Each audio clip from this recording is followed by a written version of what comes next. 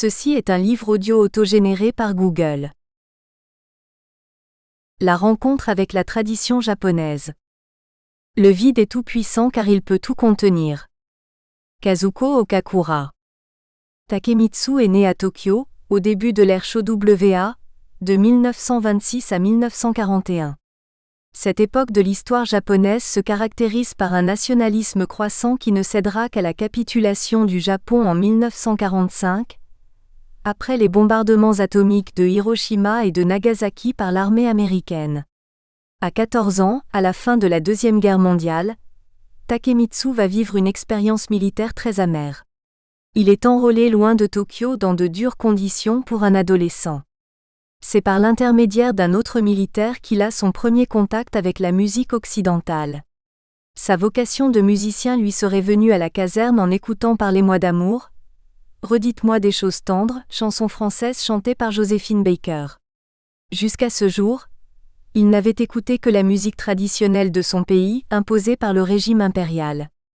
C'est dans un tel contexte qu'il faut comprendre l'importance de ce premier contact d'un adolescent japonais avec la musique occidentale. Le Japon sort de la Deuxième Guerre mondiale profondément traumatisé. Vaincu, il se retrouve aux mains des Occidentaux qui défèrent à la justice ses anciens dirigeants et lui imposent une nouvelle constitution en 1946. La capitulation sans condition engendrera inévitablement une acculturation américaine. Une nouvelle ère d'occidentalisation généralisée caractérise donc les premières années de l'après-guerre. Cette propagation importante de la culture occidentale va créer un grand contraste avec les années précédentes. La jeunesse de Takemitsu coïncide avec l'introduction de la musique occidentale au Japon. En raison de l'amère expérience de la guerre, Takemitsu s'est trouvé longtemps en rébellion contre les traditions artistiques de son pays, s'intéressant exclusivement à la musique occidentale, particulièrement à Messiaen et à Debussy. Écouter de la musique traditionnelle japonaise lui rappelait, dit-il, l'atmosphère répressive des années de guerre dans laquelle l'impérialisme officiel avait confiné toute une génération d'artistes et d'intellectuels. C'est en raison de cette aversion pour sa propre culture qu'il avait décidé de devenir compositeur de musique occidentale, commençant dès l'âge de 16 ans une formation essentiellement autodidacte. L'influence de Cage. Au début des années 60, déjà compositeur affirmé, Takemitsu va soudainement se passionner pour sa propre culture. Ce coup de foudre, en partie dû à l'influence philosophique de John Cage, va provoquer en lui une profonde remise en cause identitaire et esthétique. C'est probablement en 1961 que, pour la première fois de manière consciente, il ressentit la splendeur de la musique traditionnelle japonaise. C'est là, en assistant à un spectacle de bunraku, théâtre de marionnettes, qu'il vécut ce véritable coup de foudre et qu'il prit conscience de l'existence d'un monde musical complètement différent. L'univers sonore créé par le seul Futusao, une sorte de luth, ne lui fit pas une moins forte impression que celui de l'orchestre occidental. Peut-être pour moi c'était même plus riche, dit-il. Il se rendit compte que l'impact que cet instrument avait eu sur lui était lié à sa connaissance de la musique occidentale. C'est donc en tant que Japonais occidentalisé qu'il crut redécouvrir la musique de son pays. À ressentir la grande richesse expressive d'un seul et unique luth à 3 cordes, qu'il compare à l'immensité de l'orchestre symphonique, il constata que bien que très restrictive dans son utilisation de la voix humaine, la musique jidai est en émotions violentes et contrastantes, la plus fortement expressive de la musique japonaise. La rencontre de Takemitsu avec les valeurs de la culture japonaise s'est également réalisée à travers l'influence philosophique du compositeur américain John Cage, 1912 à 1992. En 1951, Cage avait passé un certain temps enfermé dans un endroit de silence total, la chambre sans écho de l'université Harvard aux États-Unis, où il avait entendu 2 types de sons, l'un très aigu, l'autre très grave. Surpris, il avait mis en doute l'isolation de la pièce, mais on lui expliqua que ces sons provenaient respectivement de son système nerveux d'une part et de sa circulation sanguine de l'autre. Il en conclut que le silence n'existe pas, ce qui lui sera une source d'inspiration tout au long de son œuvre future. Prise de position assez novatrice puisque de manière générale, la tradition musicale occidentale considère le son ou le bruit comme une négation du silence. La signification de ce dernier est déterminée par la dualité ancestrale silence-son. Même si le silence a pu être utilisé de différentes manières, l'interruption du son a toujours signifié l'arrêt entre deux moments du discours musical. Cela se vérifie d'ailleurs par l'utilisation de termes tels que pause ou soupir pour la notation du silence. En 1952, Cage composa 4 pieds 33 pouces, une œuvre silencieuse et indéterminée pour une formation instrumentale non définie. Aucun son ne devait s'y produire. Conçu sans intention précise dans un monde sonore qui n'est donc plus ordonné mais exactement mesuré, 4 pieds 33 pouces échappe à toute construction préalable et devient immédiatement une expérience ultime de silence musical. Partant de là, c'est la résonance ambiante de la salle de concert, liée aux réactions du public, qui constitue le matériau de l'œuvre. Écouter au fond de soi-même, en essayant de les distinguer, la multitude des bruits environnants montre, selon Cage, que le silence n'existe pas en tant que négation absolue du son. Dans ce sens, le silence cagien peut être pensé comme l'ouverture d'un espace vide et d'un temps muet, accueillant les sons pour ce qu'ils sont. Paradoxalement, 4 pieds 33 pouces, qu'il a toujours considéré comme capital dans son œuvre, nécessita 4 ans de recherche et d'efforts de sa part. Il ne se passe pas de jour sans que j'en fasse usage dans ma vie et dans mon travail. J'y pense toujours avant d'entreprendre une nouvelle pièce, dit-il. 4 pieds 33 pouces est ainsi devenu une sorte de symbole, une pièce fétiche. Le musicien devient consciemment réceptif aux vibrations environnantes, et la musique comme un art de contempler le temps qui passe. À partir des années 60 et à la suite de sa rencontre avec Cage, s'intéresser à sa propre culture représenta, pour Takemitsu, à la fois une nouvelle alternative théorique et un dépaysement. Peut-être en partie à tort, il ressentit la pensée occidentale qui procédait par concepts théoriques isolés, sans recherche d'absolu, comme isolante ou monopolisante. Or un des aspects essentiels de la tradition extrême-orientale qui l'attirait surtout, c'était sa relation très particulière avec les contraires, à l'exemple du yin et du yang de la tradition chinoise. En ce sens, il était séduit par les possibilités esthétiques résultant de l'interaction de termes opposés et complémentaires. Cependant, ce retour aux sources ne fut pas uniquement un choix artistique mais inhérent à sa personnalité, il avait été la conséquence d'une prise de conscience réaliste. Je ne compose pas pour un simple bénéfice personnel, mais pour me convaincre de ma propre existence et pour approfondir mes rapports avec autrui.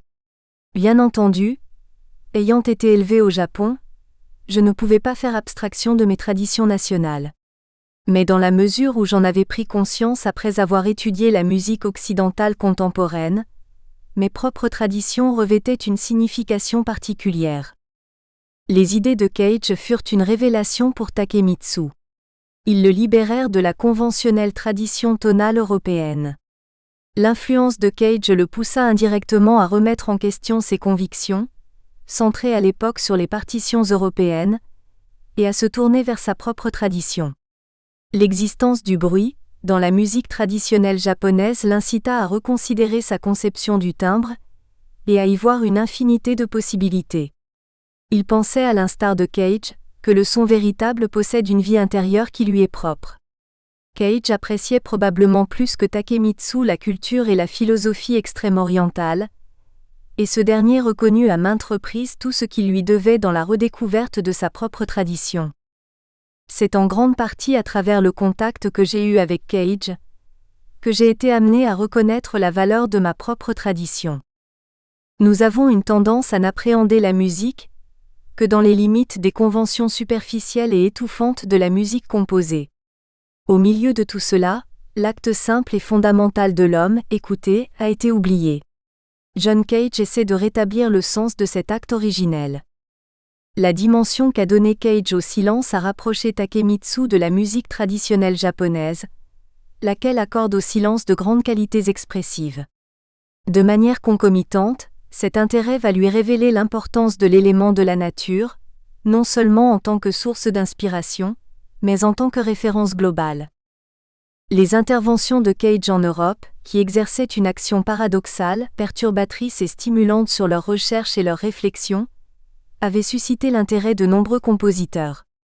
S'opposant fermement au caractère rationnel de la construction musicale dans la civilisation occidentale, Cage refusait d'établir une distinction entre la vie et l'art, laissant le son retourner à son essence d'origine. Cage considérait que nous avions de l'œuvre d'art, codifiée selon des structures précises par notre passé et nos acquis culturels, une perception rigide. Le fait de se débarrasser de ces repères préétablis permettait, selon lui, l'accès à une grande liberté. L'émancipation ainsi obtenue devait mener à une forme d'indétermination, intégrée d'une manière ou d'une autre dans le processus de la composition. Cette orientation du hasard, tout en remettant en cause l'aspect culturel et traditionnel du phénomène musical, se devait de ressusciter une musique à partir de nouvelles références. L'attitude pédagogique de Cage a fasciné ainsi toute une génération de compositeurs japonais, dont Takemitsu. Si l'on considère que la pensée occidentale n'est pas traditionnellement mystique, mais plutôt doctrinaire, on comprend que Cage est probablement le premier compositeur de l'Occident contemporain à intégrer une vision aussi radicale du silence. Son esthétique révolutionne la fonction du compositeur. En refusant de fixer des proportions entre le son, le bruit et le silence, elle abolit même toute hiérarchie. Tout en excluant de se limiter à une activité cérébrale ou affective, cette nouvelle façon de penser la musique remet en question sa subjectivité et ses intentions. Cage ne cherche pas à communiquer avec l'auditeur, mais laisse la musique éclore d'elle-même. Ainsi, en laissant vivre les sons, l'art musical renonce à son pouvoir expressif et devient une simple expérience de la vie. Comme il le fait remarquer dans un entretien avec Martine Cadieux, « Je n'ai jamais fait la musique contre quelque chose. C'est plutôt un mode de vie. » Takemitsu a été sans aucun doute sensible à la perspicacité de Cage, relative à sa propre identité culturelle. À partir des années 60, composer sera pour lui une opération intellectuelle et rigoureuse, une activité de réflexion à vocation philosophique. Cependant, la pensée de Cage ne coïncide pas toujours avec celle de Takemitsu car celui-ci confère au silence une dimension mystique. De même, la distance que Cage prend vis-à-vis des résultats sonores concrets, son idée de la non-intentionnalité du compositeur, de l'annulation radicale de la rhétorique conventionnelle, s'oppose nettement à l'acte créateur que Takemitsu considère comme une expression personnelle et spontanée. L'harmonie avec la nature. Dans la pensée japonaise ancienne, la vie humaine fait partie de l'univers dynamique de création et disparition, qui se meut selon un principe d'énergie cosmique. D'après elle, le monde serait né de ce même principe et non par le truchement d'un Dieu tout-puissant. La recherche de l'harmonie cosmique, idéal religieux et culturel où la notion de coexistence est fondamentale, se fonde sur l'animisme, système de pensée qui attribue une âme aux choses. La vénération de la nature, morte ou vivante, transparaît à son tour dans les arts traditionnels. Cette conception d'un art interactif, qui va jusqu'à ne plus distinguer l'art de la nature, est aussi une tradition du shintoïsme, la religion nationale autochtone du Japon. Les premières croyances et pratiques rituelles du Japon antique ont pour nom le shintoïsme, ou shinto, qui signifie esprit des dieux ou la voix des dieux, les kami. Il s'agit d'une catégorie très vague et très large, qui comprend des divinités masculines et féminines du ciel et de la terre aussi bien que des humains, des animaux vivants ou morts, des plantes, des montagnes ou des mers. On y définit le Japon comme le Shinkoku, le pays des dieux. Pas vraiment de prescription morale forte pour le shintoïsme. Il s'agit plutôt de pureté rituelle, de culte des ancêtres, de communion avec les forces de l'univers. Peu théorisé, peu codifié, le shintoïsme possède la puissance d'un mythe fondateur et incarne le rêve renouvelé de la pureté mythique des origines. Il n'a pas les caractéristiques des autres religions monothéistes, de créateurs uniques, d'écritures saintes, de prophètes ou de fondateurs historiques, mais privilégie plutôt le sens du sacré insufflé par la nature, la pureté rituelle et la communion de l'homme avec les kami. Ces esprits défunts possèdent des pouvoirs surnaturels, et ceux qui accèdent au rang de divinité sont l'objet d'un culte. L'état de divinité est alors inhérent à l'humanité et à la nature. Le shintoïsme n'est pas une religion au sens dogmatique du terme. Véritable substrat culturel pour tout un peuple, il consacre l'union de l'homme et de la nature, et enjoint à tous les citoyens japonais de révérer leurs ancêtres, l'empereur et la nation, devoir parfaitement conciliable avec la pratique de toute autre religion. L'une de ses caractéristiques les plus saisissantes est sans doute la conviction profonde que les dieux, les hommes et la nature ont des ancêtres communs et sont par conséquent parents. Suivant les Écritures sacrées, après certains stades préliminaires, lorsque la création parvint au stade de la matière solide, un couple de kami, Izanagi et Izanami,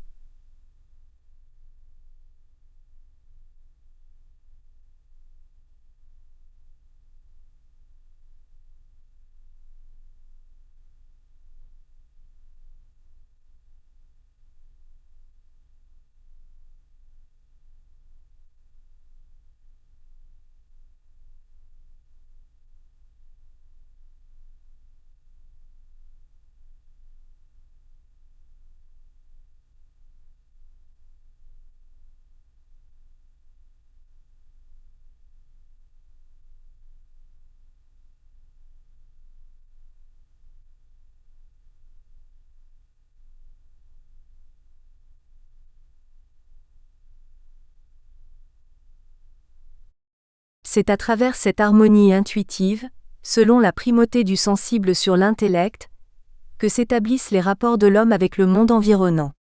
Car la voie des ancêtres est avant tout celle des sentiments. La raison, la réflexion logique et la droiture rigide sont de l'ordre de l'antinaturel, à la différence de la pureté de cœur considérée comme plus naturelle. Cette vision mythique de la pureté ne fait pas appel à un quelconque code d'obligation morale, mais détermine la nature intrinsèque des choses et des êtres. L'omniprésence historique du shintoïsme dans la civilisation japonaise est résumée dans ces propos de Jean Herbert. Il n'est pas exagéré de dire que cette croyance, le Shinto, a joué un rôle prépondérant dans la formation de l'esprit japonais, non seulement en ce qui concerne les conceptions et les activités religieuses, mais aussi dans tout ce qui a trait à l'organisation sociale, au comportement individuel, à la morale et à l'attitude mentale envers la vie. C'est d'elle que proviennent le respect éprouvé pour tout ce qui est, la conscience d'une continuité ininterrompue dans le temps et l'espace, un sens élevé du devoir, un sentiment de sécurité et aussi l'intrépidité qui en est la conséquence. Autant de caractères que les influences bouddhistes et confucéennes vinrent accentuer plutôt qu'atténuer. Prenant pour référence une sensibilité esthétique non intellectuelle, Takemitsu adhère entièrement aux idées d'harmonie cosmique et de non-autorité typiques du shintoïsme. Dans cette perspective, il a toujours considéré l'acte de composition comme un style de vie. Qu'il existe une profonde unité sous-jacente entre l'art, la nature et toutes les entités invisibles à l'homme mais dignes de sa vénération, cette forte conviction remonte à la tradition shintoïste. Or, au Japon, la beauté a un lien intrinsèque avec la pureté et la pureté, à son tour, a un lien avec la morale, avec une éthique du comportement que l'on peut rattacher de manière générale aux religions extrême-orientales. Cette éthique nous guide naturellement vers le shintoïsme, lequel plonge ses racines dans le Japon préhistorique. C'est dans cette perspective que l'art de Takemitsu prend sans doute une dimension mythique. Car comme le dit bien Emmanuel Anati, c'est depuis les temps les plus reculés, depuis l'existence d'un comportement conceptuel chez l'homme préhistorique que depuis toujours, la nature éveille en tout être pensant le sens du merveilleux. En tant qu'être humain, l'artiste fait lui aussi partie de la nature. Takemitsu tenait beaucoup à un style de vie en harmonie avec la nature, allant même jusqu'à refuser de concevoir autrement l'art ou la vie. À l'instar de Paul Klee, pour qui le dialogue avec elle reste pour l'artiste une condition sine qua non, Takemitsu défendait volontiers sa ligne rouge, considérant qu'un style de vie hors de l'équilibre avec la nature est proprement effrayant. Il a souvent exprimé son adoration et son respect pour elle dans ses écrits comme dans les titres de ses œuvres. Il cherchait même à éveiller la sensibilité de tous pour cette nature, qu'il contemplait comme une source inépuisable d'enrichissement. Considération qu'il revêtait d'une dimension universelle, indépendante des pays et des peuples. Il espérait qu'à l'écoute de sa musique, se réveillerait le sentiment de la nature enfoui en chacun de nous. Mais une composition musicale ne se résume pas à des idées universelles, elle reflète le contenu particulier propre à une œuvre donnée. Si ce contenu artistique consistait en un émerveillement humain devant la nature, on pourrait y voir une émotion subjective, quelque chose de tout à fait irréel. L'artiste ne tient pas son inspiration des sentiments, il ne s'abandonne pas passivement à la nature, il tente de manière active de s'approprier musicalement ce qu'il ressent sur un autre plan. C'est de cette façon que la perception volontariste de Takemitsu va engendrer son expression musicale. Ses rapports avec la nature ne se bornent pas à une question de vue ou d'écoute, mais concernent surtout l'expressivité. La composition musicale révèle, transforme concrètement la nature. Il n'y a ni opposition ni rupture entre création artistique et nature, mais un lien de continuité, une interaction intellectuelle et surtout spirituelle. Quand la forme musicale doit s'approcher de celle de l'eau par exemple, son aspect formel n'est pas formellement visible ou invisible, mais ressenti. Ainsi, la nature ne se situe pas à l'opposé de l'œuvre d'art mais constitue la réalité sensible, au sein de laquelle l'œuvre d'art prend forme. Pour Takemitsu, s'inspirer de la nature signifie alors trouver la véritable voie de la beauté cosmique. La beauté de la nature devient un objet du beau par la projection du sujet, au sein de cette beauté. Cependant, la culture japonaise ne s'est jamais délibérément posée comme sujet face à une nature-objet. Bien davantage en effet. Elle a systématiquement tendu à faire de la nature son référent suprême, voire son aboutissement. Ainsi, si les conceptions japonaises traditionnelles de la nature et du naturel sont... Nous espérons que vous avez apprécié cet aperçu. Pour continuer à écouter ce livre audio sur Google Play Livres, utilisez le lien dans la description de la vidéo.